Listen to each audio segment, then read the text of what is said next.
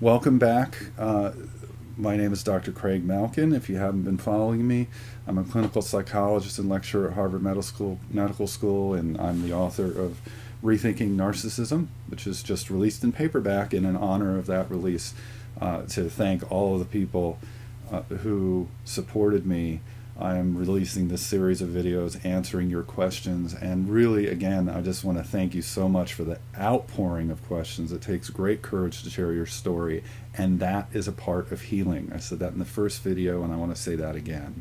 So, you should feel good that you've taken the step to break silence, if you're breaking silence for the first time, and that you're reaching out for help, because a lot of questions about, can I ever recover from this? And this is the start. I want to say something about to help people who are dealing with subtler forms of narcissism, and what are the signs. So even if you're not looking at somebody who's fully fledged, a lot of questions about how can I tell if somebody has narcissistic personality disorder. It's really for a mental health practitioner to make that determination as a mental health diagnosis. I gave you the triple E, exploitation, entitlement, and empathy impairments. You can see the previous video if you missed that, to help understand and help be clear about when somebody has disordered level of narcissism, pathological narcissism. But there are some more common signs that I talk about in Rethinking Narcissism that stem from why someone becomes extremely narcissistic. Another question somebody had about, is it genetics? It's genetics and environment. Maybe I can get into that in another video. I'll do a separate one on parenting.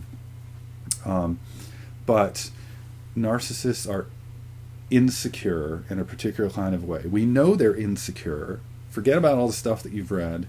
Forget about all the stuff saying that they have high self-esteem. It's not true. It's illusory if it's high self-esteem. First of all, it comes mostly from research on extremely extroverted narcissists who say they're great at everything. So of course they say they have great self-esteem. When you hook them up to a fake lie detector and ask them if they have self-esteem, suddenly they don't have great self-esteem. Suddenly they're saying, no, I don't feel good about myself. So forget about that. They have a particular form of insecurity called insecure attachment. Now, secure attachment is when you feel, if you're sad or lonely or scared, you can turn to some one special person or persons and feel like you can depend on them, like they will be there for you. When push comes to shove, they will be there for you. That is what secure attachment is. We know that narcissists are not securely attached because they devalue love, particularly the extroverted, outgoing, sociable, charming manipulator that you hear so much about, but also the introverted kinds, who can be just as arrogant and argumentative, even if they're not outwardly grandiose, even if they don't feel good about themselves and they're self-doubting, and even communal narcissists, who all they care about is seeming like the most helpful person that you know, self-sacrificing. They may not stand up on a stage and talk about all the great things they're doing, but they'll want you to know that they've done good things for the community and good things for their family, and they might consider you the most selfish person on earth if you don't. So we know that anybody who's extremely narcissistic is insecurely attached. An addiction to feeling special, soothing yourself when you feel sad or scared or lonely, is just a way of coping with insecure attachment. And it's a way of avoiding being vulnerable. Narcissists, the more narcissistic they are, do not like to depend on people.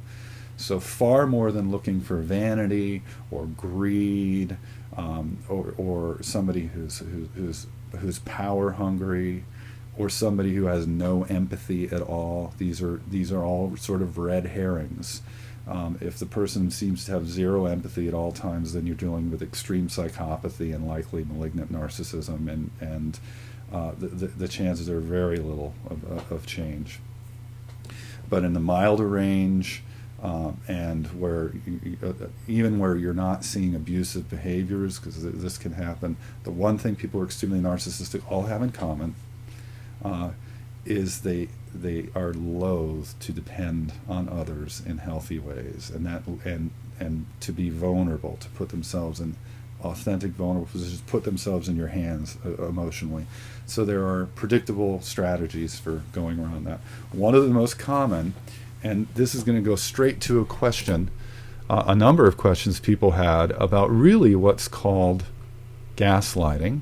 But you'll find a number of people who asked this question about what's going on when their narcissistic partner is telling them that they're the crazy one, they're mentally ill, things like that. That is known as gaslighting. It's actually a form of one of those red flags that can take a much subtler form that I call playing emotional hot potato. Think of this like playing emotional hot potato with feelings of insecurity. I don't want to feel this way. Here, you take it. So one of my clients, for example, was applying for graduate school, and she was going through all of the different applications and trying to see, which one was best for her. Her boyfriend was in a terrible place. He didn't know what he was going to do next, was completely unsure. And so rather than say that to her, rather than say that he felt insecure or he was so happy for her doing this, but he felt sad because he's not sure what he's doing, he felt scared about the future, what he would do is stand over her and say, "Are you sure that's the school you want to apply to? Are you sure that's it?" This was a way of his feeling like he was the one in the know. This is a way of feeling special, that he was the one in the know, at the same time getting rid of his worries that he didn't know what he was going to do next, that he was completely unsure of himself, right? So now he's saying and doing things to make her feel unsure. At the extreme, this is saying and doing things to make you feel like you're crazy. And I'm going to use that word because it was used as a clinical psychologist. I'm not fond of it, but I do know that people engage in gaslighting. They often call their partners crazy or mentally ill. I want to say to all of you out of there who have heard this, all of you out there who have heard this, even if you have post-traumatic stress disorder from the hell that you've been through, nobody who cares about you should call you mentally ill or crazy. They should be supportive. They should shore up your self-esteem. Even if it is true that you are struggling and that's what you're hearing, that's abusive. That's emotional abuse. Nobody who cares about you would approach it that way. They just won't. So this is a form of emotional hot potato. What happens is people who are extremely narcissistic, when they start to get confronted with their failures, when things start to fall apart, I mentioned this in the first video, the form and quality of their thinking becomes disrupted. They don't start seeing and hearing things. They develop something called a thought disorder. And they feel like they're not holding it together. And at those times, they're most likely to say and do things to make you feel like you're the one who's not holding it together, like you're the one who's somehow losing your mind. But more straightforwardly, when somebody is cheating, when they're having affairs, they have to convince you that you're not seeing things the way they are. Because if you're seeing things the way they are, then you're having affairs. Then they're having affairs, and they can't be trusted. So you get lots and lots of lies. One of the questions that came up, so here it is. How do I deal with the story-twisting narcissist? Can't admit he's done, this is from Angela, can't admit he's done something wrong, instead he changes the story. He changes the story because he to apologize, again, this is one of those predictable ways of dealing with an insecure attachment. To apologize means to acknowledge disappointment. And to acknowledge that I've disappointed you means that I am in your hands completely. You may forgive me, you may not. That's out of my control. And if you think about the fact that somebody who's extremely narcissistic doesn't trust people to be there for them, to care for them, then of course they're going to look for ways around apology. And that means changing the story. which is also a form of gaslighting. But the maneuver there is to avoid feeling vulnerable in any way. For people who are extremely narcissistic, especially for those who have been abused or neglected, a part of them feels, I can never put myself in that position again. I will never allow myself to be that vulnerable again. So they look for ways like emotional hot potato. Another is putting people on pedestals. This has its roots in something normal. When we're in love with people, we tend to put them on pedestals. There's a large-scale study of 40,000 couples, and the strongest predictor of whether or not the couples stay together after the first few weeks was not one or the other partners having winning personality or high self-esteem. It was, did one or the other partners, or one or both partners, see their partners better than they actually are. Something called positive illusions. It's an aspect of what's known as healthy narcissism. Maybe we can say a little bit about that, because people did have some questions about it. But you want to think of it like having rose-colored glasses. Now, the reason people do that is that if you are with a god and you're with an idol, then you can't be disappointed. And you're with somebody who's so special that being close to them makes you feel special. How special is that? What a wonderful feeling. I'm with this person who walks on water. Now, of course, the problem is, and this is what people experience, they call it a devalue and discard, idealization and devaluation cycle. You can't stay on a pedestal forever. If you're with somebody who's a friend in their 30s and their 40s, and they have you cemented to a pedestal, it's a very dangerous sign. Again, this is one of those early warning signs, because this shows that this person needs that sense of feeling special in some way, instead of being able to turn to you in an authentic, real relationship. And even if you don't see abuse, even if you don't see those obvious signs early on, those signs will be present even when people who are subtly narcissistic. They will dodge, avoid vulnerability in these different ways, like playing emotional hot potato. Another example, really straightforward, stealth control.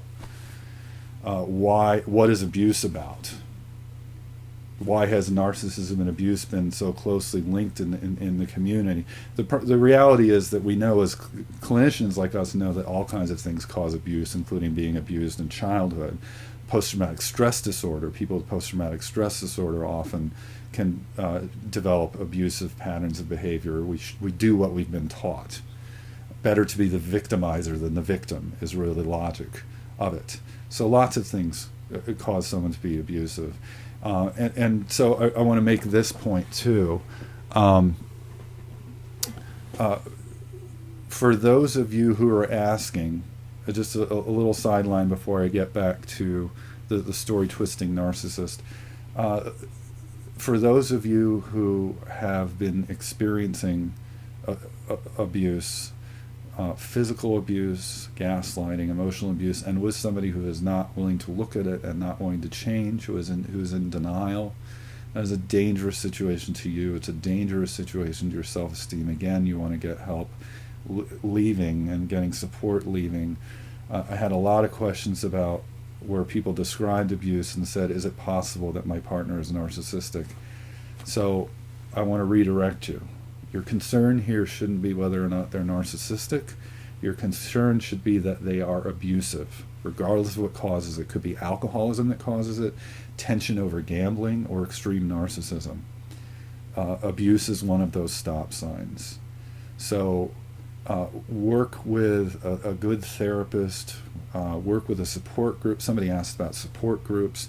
There are many out there. You can look them up. But one of my favorite, particularly if people are going through divorce and custody issues, is an online community started by a woman named Tina Swithin called One Mom's Battle. Just go to Facebook, One Mom's Battle. I often will tag them on my own page, Dr. Craig Malkin, on Facebook. When I have relevant information about narcissism, we often work together. It's an extraordinary community. Talk about a great supportive community, and one where you could ask questions like, so that you don't have to reinvent the wheel, like what should I do? Some questions that came up, what should I do if I have to have contact with my ex and he's continually being abusive? the community will tell you is that you need to find ways to put barriers up, and there are means of doing that. If you have, I have this idea that I call "let the policy do the policing," where if you have set up by the courts that you're supposed to have certain contact and the person is pushing, you document that. And my favorite approach is to have some kind of wall set up, some kind of firewall, if you will.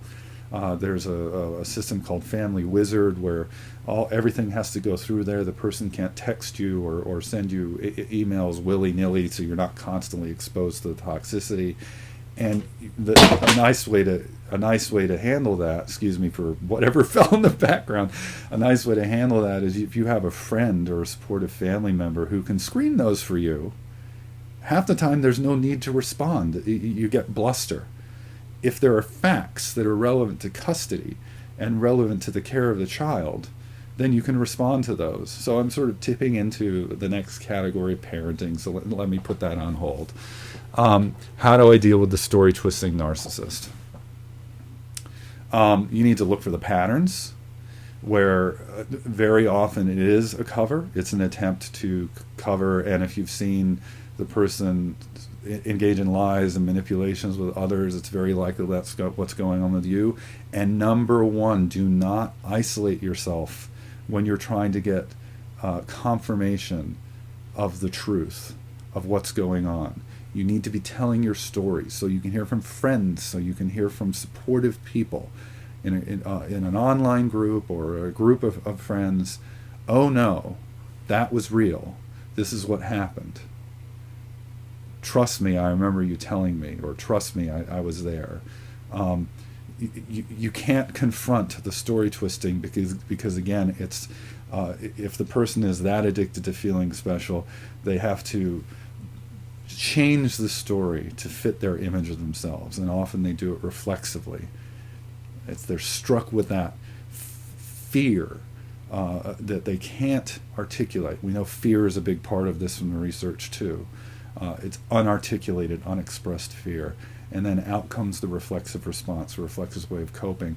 I have some people who worry about struggling with narcissism themselves, and I want to speak to that. Okay. I'm going to pause here because I want to go to the aftermath of relationships. Really, I'm breaking this down now into two categories, sort of the background questions of relationships and narcissism, and what do you do to cope? And I've already touched on that a little bit, but I think I need to say something about post-traumatic stress disorder, and in particular trauma that happens when somebody's in a relationship with an abusive partner, often called narcissistic abuse when the person is narcissistic, because they tend to engage even more in behaviors like gaslighting in an effort to maintain some kind of control. It's often called coercive control too.